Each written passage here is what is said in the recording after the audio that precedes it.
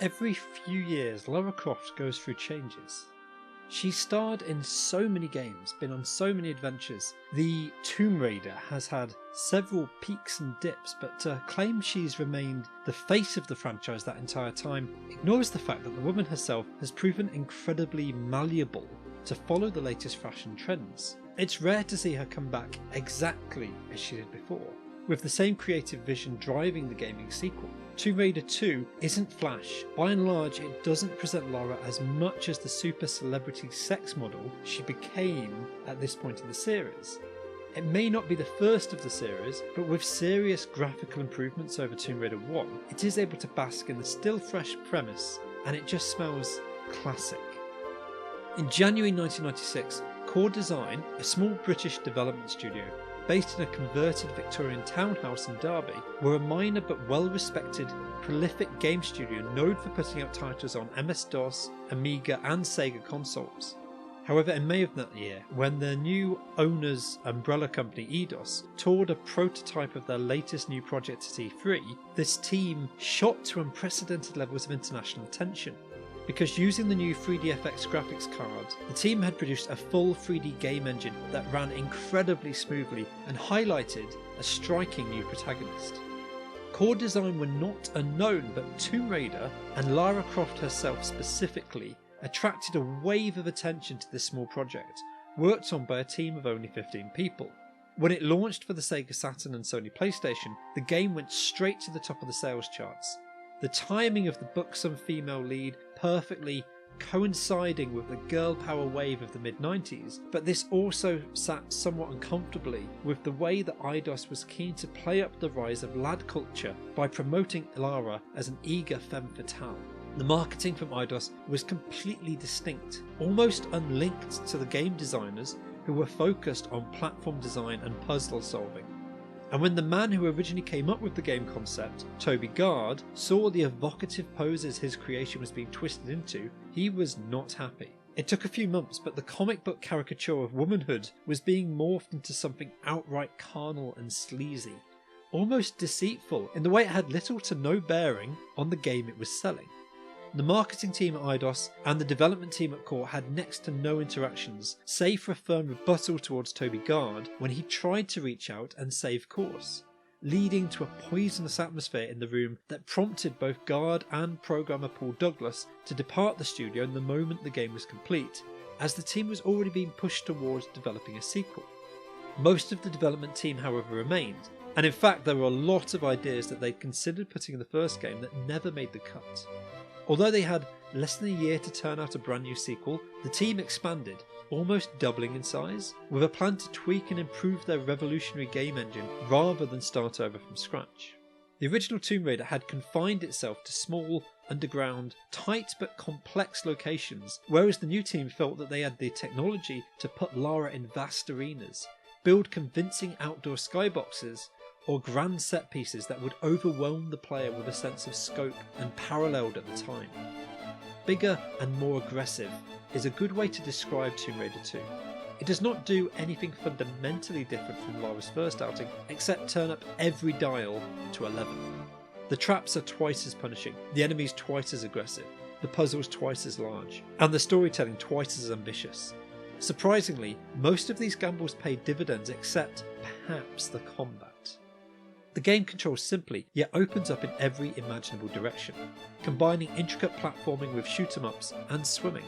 Nothing seems out of place whether you're fighting mafia thugs, wild tigers, a rampaging T-Rex, deep water sharks, or surprisingly undead dragons, all of which require slightly different tactics to approach. For its time, the engine powering Tomb Raider 2 was still relatively advanced, though simply being 3D was no longer enough in 1997. Games had to prove that they had both style and depth to stand out. However, Tomb Raider 2 was absolutely stuffed with content. Completing it feels like a momentous feat, as the game absolutely refuses to pull any punches regarding its difficulty curve. Core Design came up with some brilliant set pieces, such as stranding Lara at the bottom of the ocean with only a few minutes of breath supply, or dumping her in the middle of a mafia assault on a Tibetan monastery. The levels are atmospheric, despite the harsh polygonal graphics looking rough up close, they are arranged beautifully so that when the camera pulls back it presents the setting, the ambience of Lara's environments perfectly. Like the first game, although there are over 24 levels, your progress is split into distinct areas: China, Venice, the ocean and Tibet. Each of these are fleshed out beautifully with far more flow than the first game was able to manage. Whereas before Lara was underground and constantly descending deeper, here there is more of a forwards direction to the game structure. Exploring Venice to close in on the Mafia boss hiding in his opera house, ascending through the sunken shipwreck to find the lost artifact, or climbing the Tibetan foothills to find the secret of the mysterious Talon. The benefit is that this allowed them to write the story into the world design, tying the brief cutscenes into the gameplay in a way that only the final Atlantis area in the original Tomb Raider managed.